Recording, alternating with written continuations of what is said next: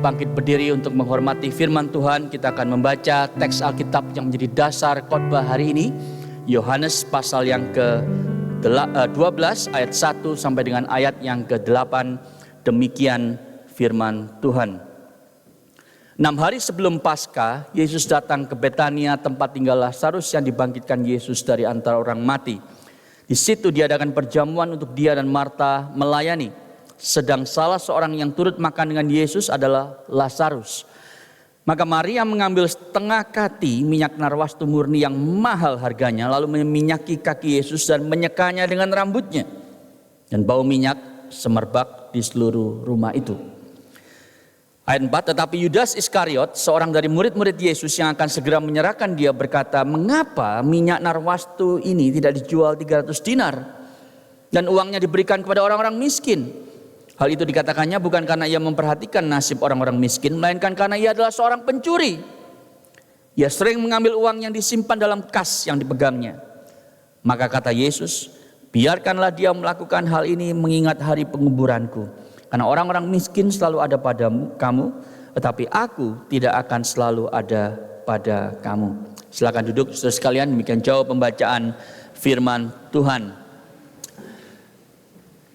Selamat datang kepada Anda yang join ICC Melbourne untuk pertama kalinya. Ada banyak dari anggota jemaat kita yang sudah pulang liburan di Indonesia. Kalau Anda sedang liburan di Melbourne, welcome. Dan biarlah Tuhan melalui firman-Nya berbicara kepada Anda secara pribadi melampaui apa yang manusia mampu lakukan. Saudara, beberapa hari yang lalu saya dikejutkan dengan sebuah WA teks. Seorang sepupu saya di Surabaya meninggal karena stroke. Yang mengejutkan adalah karena dia masih berusia 46 tahun, namanya Hendra. Dan karena stroke dia mengalami pendarahan di otak, dan waktu dibawa ke ICU, saudara, dokter berkata umurnya tidak akan lebih dari 24 sampai 48 jam. Dan ternyata betul itu terjadi. Saudara sekalian, kalau Tuhan masih berkehendak, kita bernafas tanggal 1 Januari besok, karena hari ini 31 Desember, kita harus paham bahwa itu adalah anugerahnya. Karena akhir tahun seperti ini adalah waktu yang terbaik untuk kita berpikir apa yang kita sudah lakukan bagi Tuhan selama setahun ini. Kalau kita mengaku bahwa kita adalah murid-muridnya.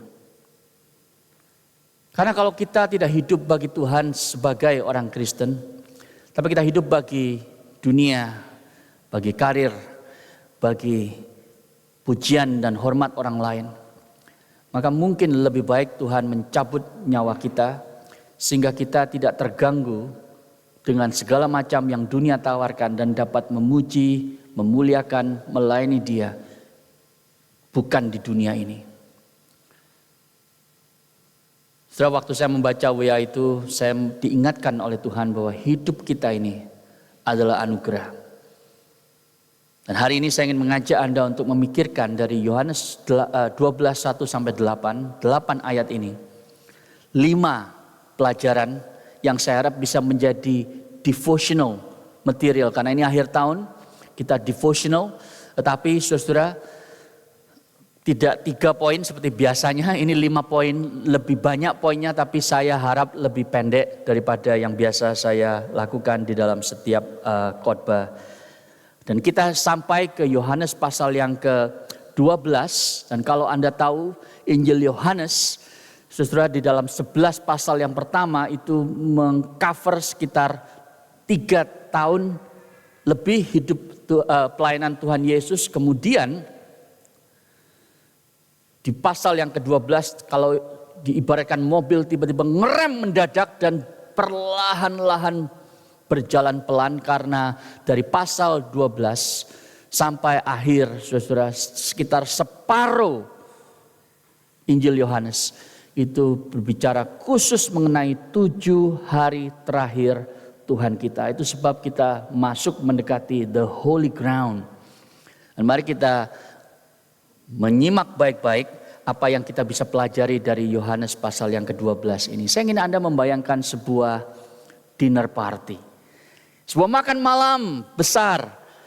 Dan dalam hal ini dihadiri oleh 17 orang minimal. 12 murid Yesus, Yesus sendiri, lalu ada Lazarus, ada Simon, orang lepra yang disembuhkan Yesus, dan kemudian ada 2 perempuan, Maria dan tentunya saudaranya Marta. Mungkin ini sama dengan pesta makan malam yang nanti Anda rencanakan malam ini menyambut tahun baru. Tetapi yang pasti saya yakin berbeda dengan acara Anda nanti malam adalah di dalam dinner party yang kita baca di Yohanes 12 ini. Dinner party tersebut berubah tiba-tiba menjadi ibadah. Ibadah yang tiba-tiba tidak pernah disangka itu terjadi di Betani, di rumah Simon orang lepra yang sudah disembuhkan 6 hari sebelum Paskah. Jadi sekitar hari Sabtu sebelum minggu Palm Sunday. Dan kalau kita tahu saudara dari ayat 1-2 yang tadi kita baca, makan malam itu diadakan untuk merayakan kebangkitan Lazarus dan lebih tepat lagi merayakan the guest of honor yaitu Yesus yang membangkitkan Lazarus dari kematian. Yohanes pasal 11 yang kita lihat minggu yang lalu. Dan kita tahu dan supaya Anda tidak bingung kalau Anda belum tahu, ada 2 anointings, ada 2 pengurapan yang dilakukan oleh 2 orang yang berbeda kepada Tuhan Yesus. Ya, di dalam tabel dalam slide berikut Anda bisa melihat yang pertama itu ada di Lukas pasal yang ke-7 yang kita tidak bahas hari ini, yang saya sudah pernah khotbahkan tahun lalu. Anda bisa cari rekaman khotbahnya di website gereja. Tetapi kita fokus kepada yang di sebelah kanan saudara, yang dicatat di dalam Yohanes pasal yang ke-12, tapi juga di dalam Matius 26 dan juga di dalam Markus pasal yang ke-14. Nah, kalau Anda lihat ada 2 anointing yang sangat-sangat berbeda di sana. Yang sebelah kiri saudara adalah anointing yang terjadi di Galilea dan dilakukan oleh seorang pelacur di rumah Simon orang Farisi, dan Simon orang Farisi itulah yang kemudian mengkritik perempuan yang mengurapi Yesus. Sedangkan di passage yang kita lihat hari ini Yohanes 12 dan nanti kita akan menyinggung Matius 26 dan Markus 14, terjadinya di Betani. Yang mengurapi adalah Maria di rumah Simon yang pernah disembuhkan Yesus, dan yang mengkritik Maria adalah Yudas dan semua murid-muridnya menurut Matius dan Markus. Apa 5 hal yang kita bisa pelajari di akhir tahun ini kalau kita sungguh-sungguh mengaku kita adalah pengikut Kristus? Yang pertama saudara-saudara, no devotion to Christ. Slide berikutnya, no devotion to Christ is too big, costly, or extreme. Tidak ada devotion, penyembahan kepada Kristus yang terlalu besar, yang terlalu berharga atau terlalu ekstrim. Saudara, di zaman itu di abad pertama di Palestina, kalau ada seorang tamu yang datang ke rumah kita, maka ada 2 hal yang dilakukan biasanya. Yang pertama, kakinya dicuci.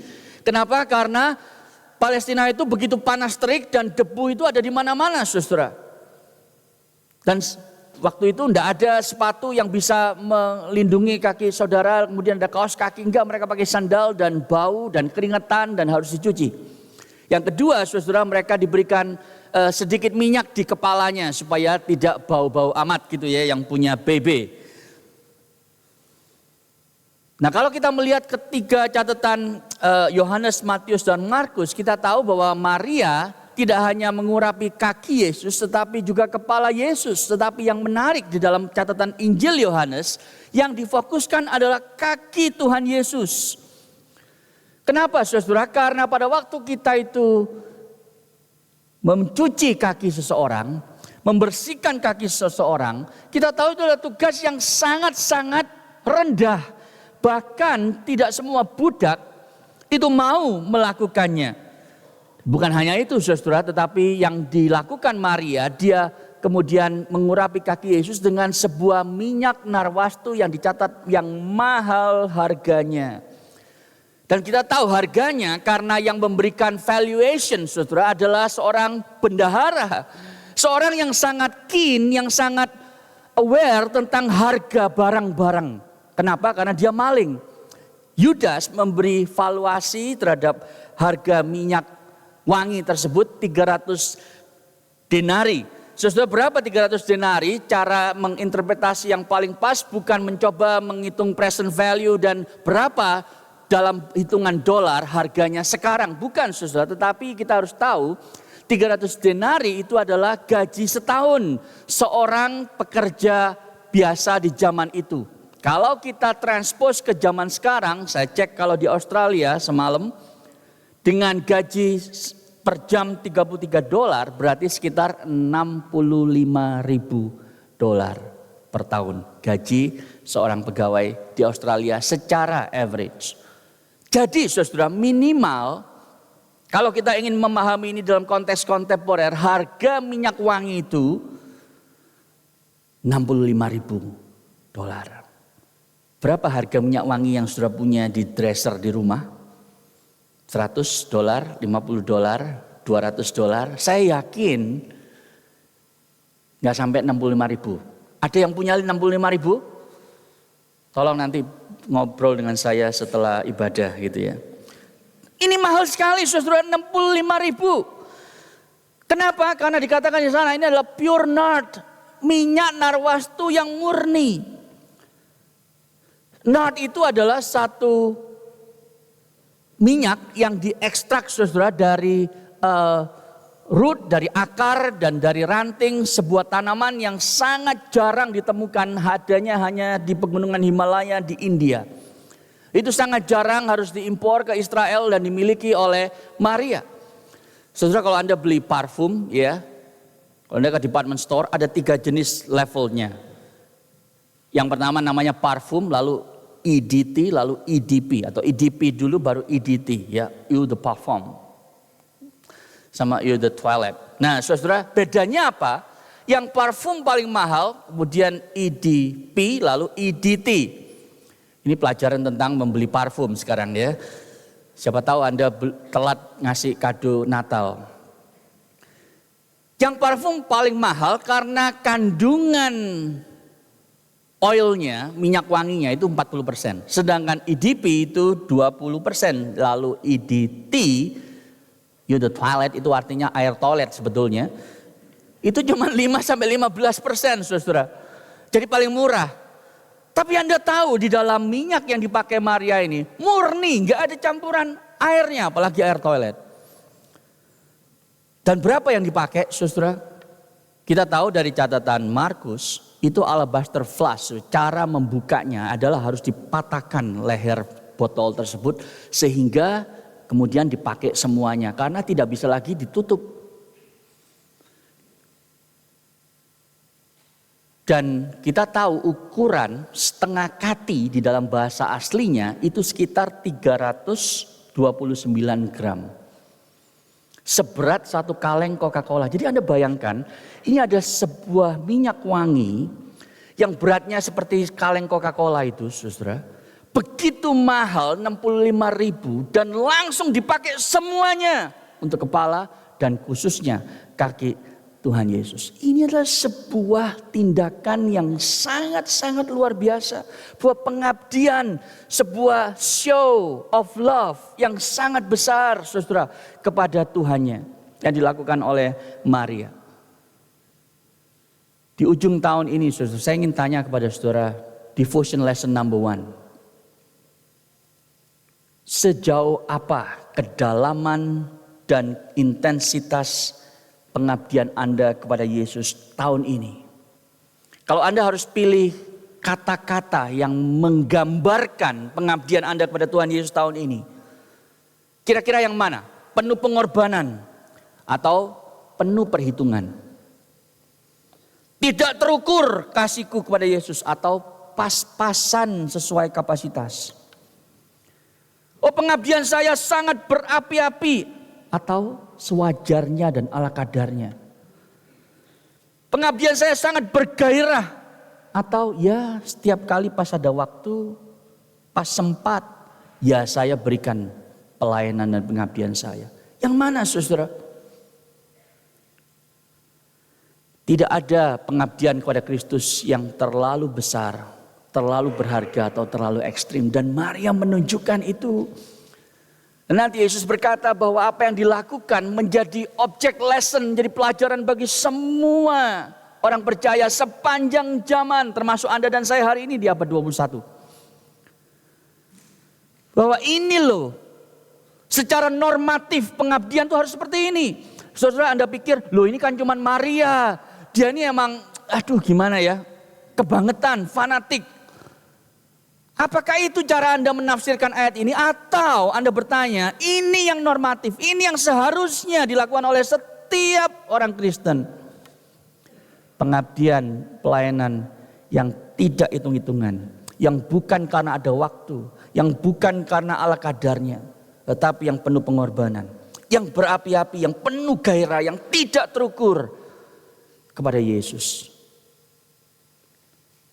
Yang mana yang Anda sudah lakukan tahun ini, saudara? Lesson nomor 2, pelajaran nomor 2. Slide berikutnya. Devotion to Christ requires surrendering yourself fully to Him. Pengabdian kepada Kristus, pelayanan kepada Kristus membutuhkan Anda berserah kepada Dia sepenuhnya. Saudara perhatikan, Maria tidak hanya memberikan yang paling berharga yang dia miliki, mungkin itu warisan keluarga, mungkin itu tabungan seumur hidupnya. Dia tidak hanya memberikan yang paling berharga yang dia miliki, tetapi dia juga memberikan dirinya sendiri. Taunya dari mana, saudara? Kalau tadi saya mengatakan bahwa apa yang dia lakukan itu disgusting, mencuci kaki yang bau, yang keringetan, saudara. Tapi dia bukan hanya melakukan itu. Dia kemudian membersihkan kaki Tuhan Yesus dengan rambutnya. Nggak pakai anduk loh. Bisa nggak dia pakai anduk? Bisa, saudara. Yohanes 13 Yesus pakai anduk. Tapi dia pakai rambutnya. Dan saudara tahu di dalam budaya waktu itu, bahkan sampai sekarang, perempuan di Palestina tidak membuka rambutnya di publik, saudara, kayak iklan sampo itu loh ya. Sunsilk apa itu? Masih ada nggak di Indonesia ya? Goyang-goyang gitu rambutnya dibuka, terurai. Karena itu menunjukkan Anda perempuan sembarangan kalau Anda melakukan itu. Dan itu yang dilakukan Maria persis ketika dia ada di kaki Yesus. Dia tidak peduli dengan a sense of entitlement, dengan harga diri, dengan dignitas dan seterusnya. Saudara, ini masalah kita orang modern hari ini. Kenapa devotion kita itu pas-pasan? Karena kita selalu mikir, nanti kalau saya melakukan ini orang bilang apa. Sementara kita merasa bahwa Tuhan itu berhutang kepada saya karena saya sudah melakukan ABCD buat Tuhan. Padahal cuma ABCDE, belum sampai Z, saudara. Tapi kita merasa Tuhan itu berhutang, saya harus hidup lebih bahagia, lebih makmur, lebih menikmati semua berkat Tuhan. Lalu kalau Anda betul-betul sukses, apa yang terjadi? Dengan mentalitas seperti itu Anda akan menjadi orang yang dangkal, merasa diri superior dibanding orang lain, arogan, dan merasa diri entitled, aku berhak karena apa yang sudah aku lakukan bagi Tuhan. Allah perlu memberiku hidup yang bahagia. Tapi kalau Anda kemudian hidupnya tidak bahagia, tidak sukses, tapi penuh kegagalan, penuh penderitaan, yang terjadi adalah apa? Anda menjadi orang yang penuh kepahitan, Anda akan menjadi orang yang sinis, Anda akan penuh dengan kemarahan, Anda akan menjadi orang yang merasa diri paling benar. Maria beda, saudara. Dia tidak peduli dengan apa yang orang lain katakan tentang dirinya dan apa yang dia lakukan. Dia nggak peduli. Karena apa? Karena dia tahu bahwa kepada Yesus aku berikan penghormatan yang terbesar dan tidak ada sebuah pengabdian yang di bawah dignitasku. Aku tidak peduli apa yang orang lain pikirkan tentang aku, karena aku tahu apa yang dia akan lakukan bagiku. Saudara, kalau Anda punya teman, lalu teman Anda bilang, ini yuk saya mau kasih kamu sebuah wine misalnya. Harganya ribuan dolar. Ya, dari 1960 sekian disimpan gitu ya, saya mau berikan buat kamu. Anda merasa, aduh jangan ya, tidak layak, sayang banget, dijual lagi aja, dijual lagi. Eman-eman tak minum gitu kira-kira saudara. Tapi Anda lihat Yesus tidak bilang pada Maria begitu. Jangan Maria, ini mahal sekali. Buat apa kakiku tuh habis ini jalan juga kotor lagi. Yesus menerima pengabdian Maria saudara.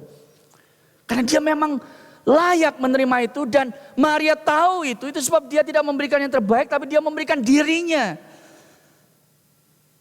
Saudara, mungkin Anda mengikuti Yesus selama ini. Anda juga hanya memberikan yang tersisa yang Anda miliki. Bukan Anda menyisakan yang terbaik buat Yesus. Tapi yang tersisa Anda berikan buat dia. Kenapa? Karena konsep Anda tentang Tuhan ya segitu. Itu sebab pengabdian Anda dan pelayanan Anda ya cuman segitu. Kalau itu yang Anda alami, biarlah ada keinginan yang Tuhan ciptakan dalam hati Anda untuk Anda berubah tahun depan. Pelajaran yang ketiga, saudara.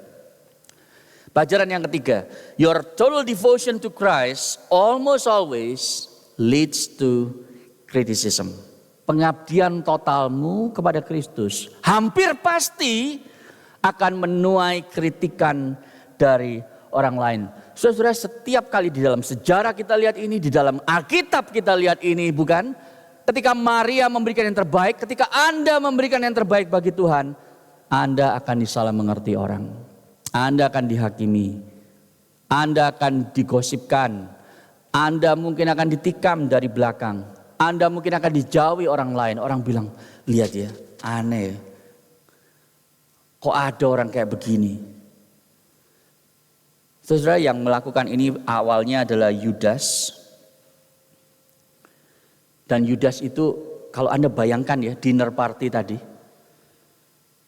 Orang-orang lagi makan gitu ya, tiba-tiba Maria datang. Terus dia pecahkan suara botol minyak wangi itu menginjak kaki, seorang kaget. Dan yang lebih kaget lagi, kemudian dia membuka rambutnya dan menyekanya. Yang lain bilang, ambil anduk, ambil anduk. Enggak, dia memang menyeka pakai rambutnya kok, ambil anduk. Gitu. Mereka bingung saudara. Dan ada silence. Sampai enggak ada yang berani ngomong. Yang buka suara pertama kali siapa? Yudas. Apa yang Yudas katakan? Kalau saya boleh bahasakan dengan bebas, dia akan bilang gini, ayo dong yang masuk akal Maria, yang proporsional saja, mau mengabdi bolehlah, tapi ini kebangetan, kebangetan dong, masa kita semua nanti harus begini gitu. Ini kan kepemborosan, uangnya bisa dipakai untuk orang miskin. Dan yang menyedihkan saudara, menurut catatan Matius dan Markus, kritikan Yudas ini menular. Memang begitu saudara, di dalam pelayanan Kristiani, kalau ada satu orang ngeritik, yang lain tertular saudara. Yang ngeritik banyak. Biasa itu. Kalau Anda belum pernah dikritik, Anda belum sungguh-sungguh melayani Yesus. Kalau Anda belum dikritik orang banyak, Anda belum terlalu lama dan terlalu dalam melayani Yesus. Saya sih sudah lumayan beberapa kali saudara ya. Jadi sudah tahulah rasanya seperti apa. Tapi Yesus berbeda dengan murid-muridnya dan berbeda dengan Yudas. Dia bilang, in light of my sacrifice, mengingat apa yang aku akan lakukan di atas kayu salib, tidak ada yang dikatakan extravagant. Tidak ada. Itu sebab saudara yang ingin saya sharingkan kepada Anda pagi ini. Jangan pernah lupa. Dan jangan kaget kalau di tahun depan Anda mau melayani dan memberikan yang terbaik bagi Yesus, lalu Anda dikritik orang. Teman Anda menghakimi Anda, bahkan teman yang Kristen. Keluarga Anda kemudian tersinggung karena dipikir mereka dianaktirikan, Anda lebih cinta gereja daripada cinta keluarga. Tapi saudara, apa yang orang bilang wasteful, Yesus bilang beautiful. Inilah beautiful act of devotion. Kenapa? Karena kasih yang sejati tidak pernah hitung-hitungan. Ibadah yang asli tidak pernah diukur untung ruginya. Dan kita tahu bukan dari komentari Yohanes sendiri mengomentari apa yang Yudas lakukan, bahwa dia bukan concern terhadap orang miskin, dia maling, mentalnya maling. Jadi yang ada di pikiran Yudas, kalau ini dijual buat orang miskin, dapat duit 1 tahun gaji, dimasukin kas bendahara dia untuk grupnya, nanti dia bisa tilep pelan-pelan. Ya ambil 2 dinari, ambil 5 dinari, lumayan kan, itu yang ada di pikirannya. Kenapa saudara? Karena dia maling. Itu sebab nggak ada orang tua yang kasih nama anak lakinya Yudas. Ya, dia kayak Yudas begitu lahir. Oh, Yudas ini Yudas gitu. Nggak ada. Tapi banyak orang tua yang kasih nama anak perempuannya Maria. Dan saya harap semoga seperti Maria yang ada di dalam Alkitab. Pelajaran yang keempat, saudara. You can't have, slide berikutnya. You cannot have devotion to Christ if you do not sit at the feet of Jesus. Anda tidak bisa punya hidup yang mengabdi kepada Kristus kalau Anda tidak duduk di kaki Tuhan Yesus. Tidak ada indikasi memang, saudara, di dalam semua catatan ketiga Injil ini bahwa Maria itu ngerti tentang kematian Yesus, tentang salib Yesus. Murid-muridnya aja nggak ngerti kok. 3 kali Yesus bilang, aku harus naik ke atas kayu salib. Nggak ada yang ngerti, saudara. Tetapi di dalam keterbatasan pemahaman Maria, dia melakukan sebuah aksi pengabdian yang sangat berharga, yang sangat merendahkan dirinya, dan tanpa dia sadari, itu menunjukkan jauh dari apa yang dia tahu. Pertanyaan saya adalah, kok bisa?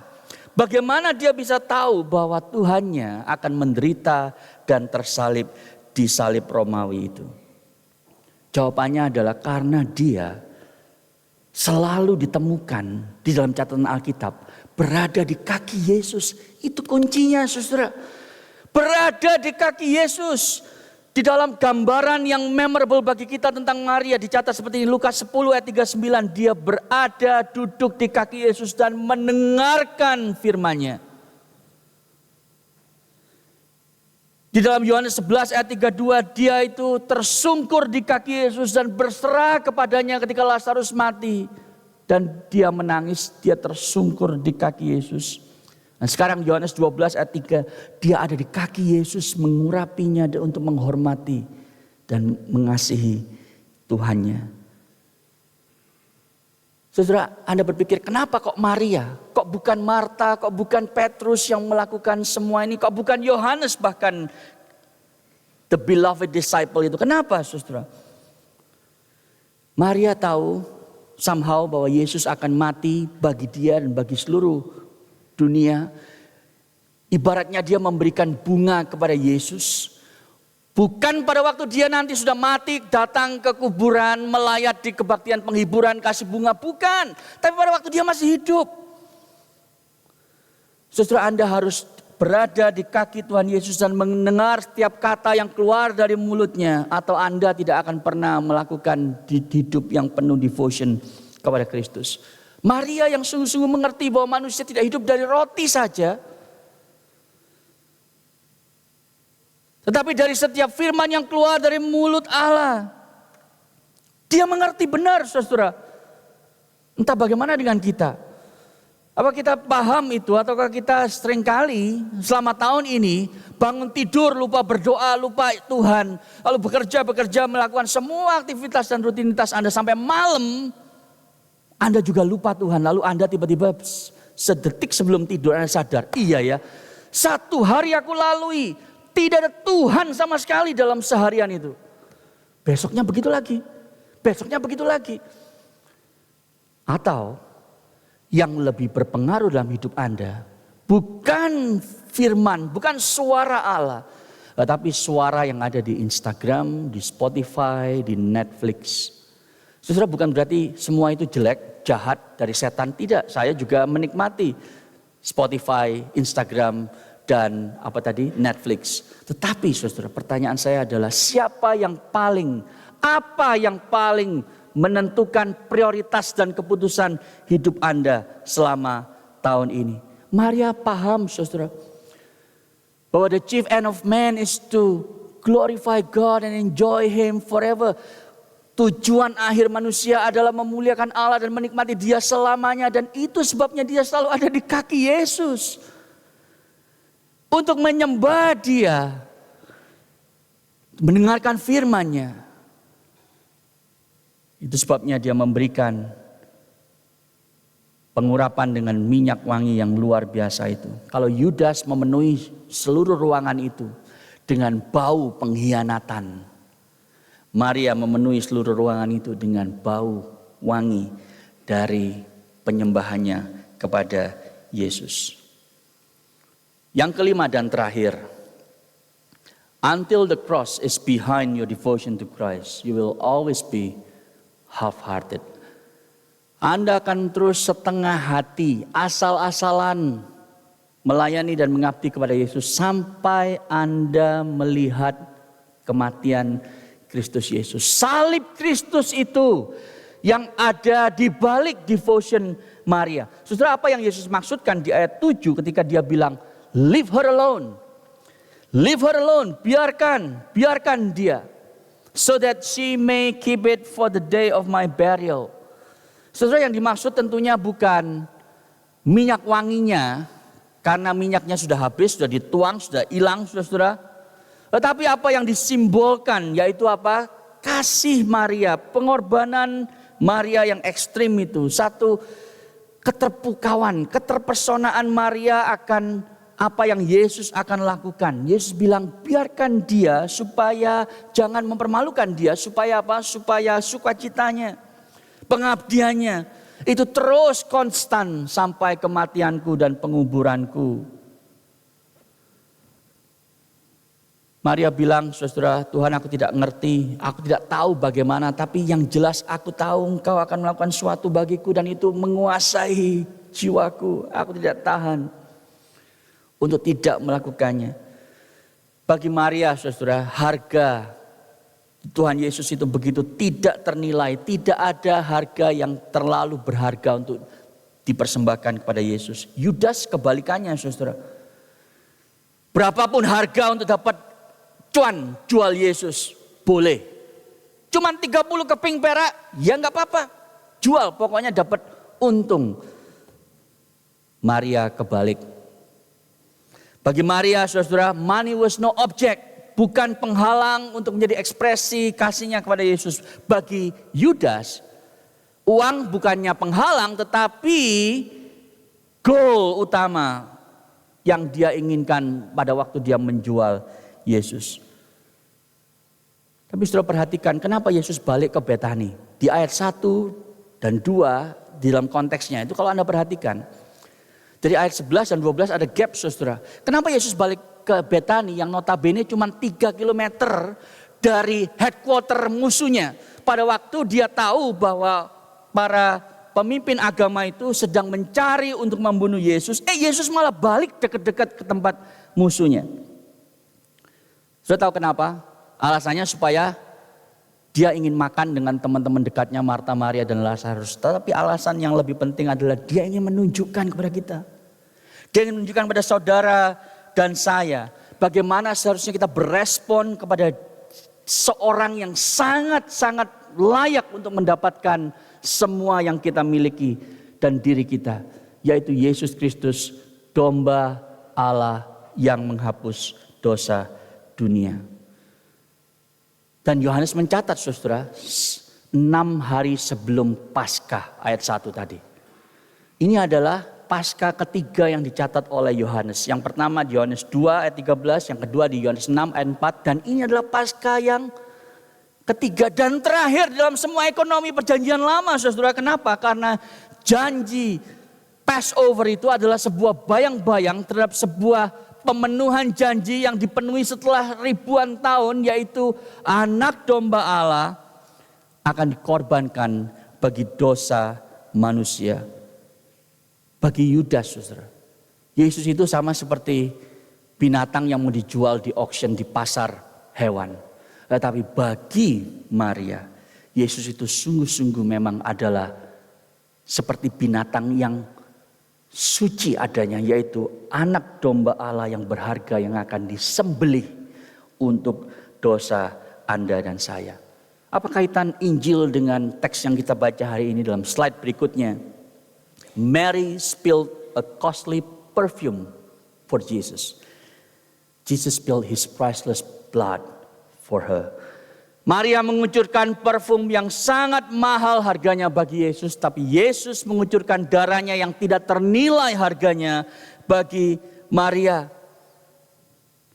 Kenapa Maria mengucurkan parfum yang mahal itu? Karena dia tahu Yesus akan mengucurkan darahnya yang jauh lebih tak bernilai bagi dia. Itu sebab Yesus menerima apa yang Maria lakukan, gaji setahun mahal harganya, meskipun diprotes oleh Yudas dan murid-muridnya, karena dia tahu dia adalah satu-satunya gembala jiwa, gembala yang menjadi domba sekaligus bagi kita. Saudara, kalau Maria tahu ada hymn yang ditulis oleh Isaac Watts, When I Survey the Wondrous Cross, mungkin dia akan nyanyi waktu itu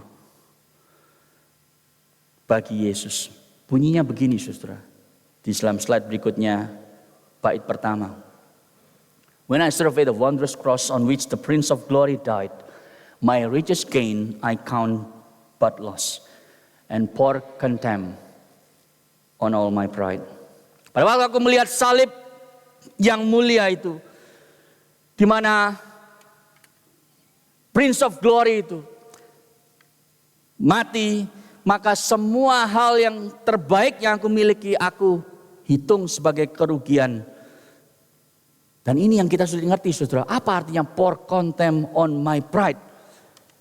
Kita tuh kalau nyanyi ya di gereja, kadang-kadang kita nggak ngerti bahasa Inggrisnya, kita nyanyi aja gitu. Padahal kita nggak ngerti, saudara. Bagaimana kita bisa nyanyi dengan hati yang bersyukur? Contempt itu artinya satu perasaan bahwa kita itu tidak berharga. Itu contempt. Pride itu berkata kepada Tuhan, aku tidak butuh Engkau Tuhan, karena aku bisa melakukan dengan diri sendiri. Kekuatan dan pengalaman diri sendiri. Jadi pour contempt itu artinya apa? Artinya adalah menganggap bahwa semua kesuksesanku tidak ada harganya di hadapan Tuhan. Dan bersandar hanya pada apa yang Kristus lakukan di atas kayu salib. Itu yang Maria lihat, saudara.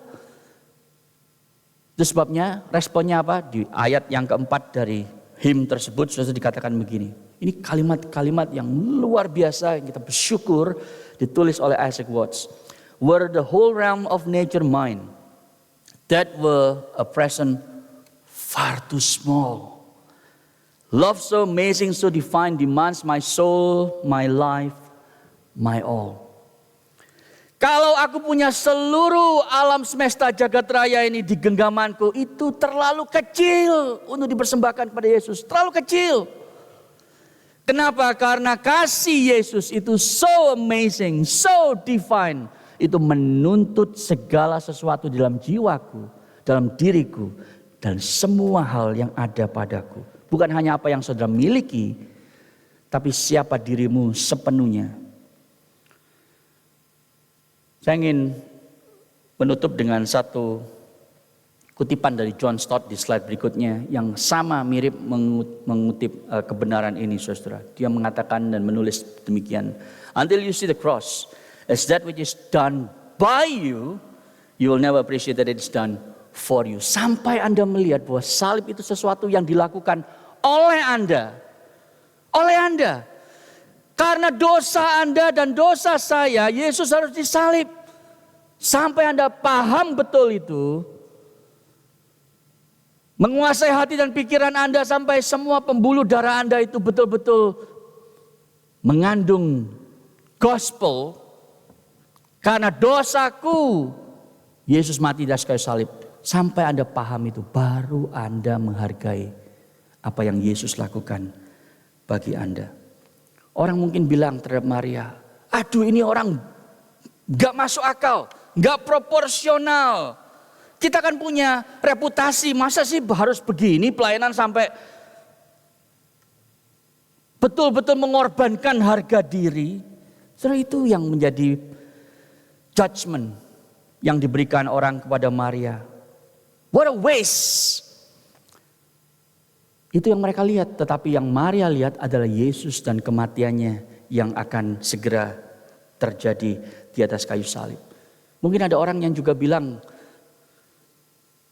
apa yang dilakukan Maria ini sangat-sangat besar, sangat-sangat berharga. Tapi kalau Anda tanya Maria, saya yakin dia akan menjawab, enggak. Apa yang saya lakukan ini bukan pengorbanan. Ini enggak ada apa-apanya dibanding dengan apa yang Yesus akan lakukan bagiku. Itu sebabnya saudara, dia rela ditegur oleh para murid-murid Yesus. Dia dengan sukacita merendahkan dirinya di hadapan orang banyak itu. Dia dengan bahagia memberikan 1 tahun gaji dalam bentuk parfum itu karena dia tahu apa yang Yesus akan lakukan bagi dia. Saudara, dengarkan ini. Kalau Anda melihat salib Yesus, sejelas Maria melihat salib Yesus, tahun depan Anda tidak akan tanya begini, berapa ya harganya?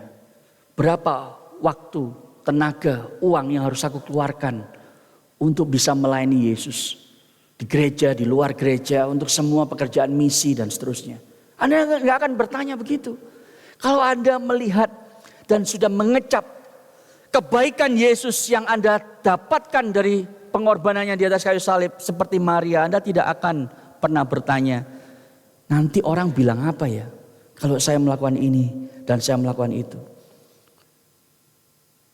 Kalau Anda sudah mengalami dan menikmati Yesus seperti Maria, Anda tidak akan bertanya apakah aku akan kehilangan pujian orang, penerimaan orang, pengakuan orang, kenikmatan hidup yang aku miliki sekarang.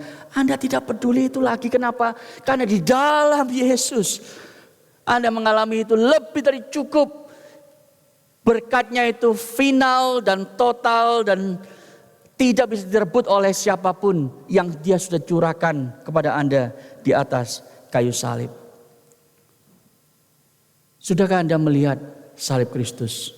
Kematiannya yang memberikan benefits, bukan hanya keselamatan tetapi sukacita di balik semua penderitaan dan air mata hidup ini. Itu sebab Anda semakin giat melayani, mengabdi kepada Tuhan.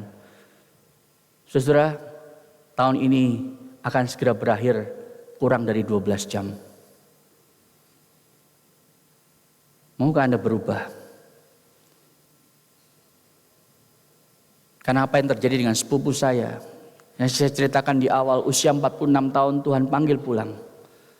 Bukan tidak mungkin terjadi kepada kita sebelum 31 Desember jam 11.59 malam nanti.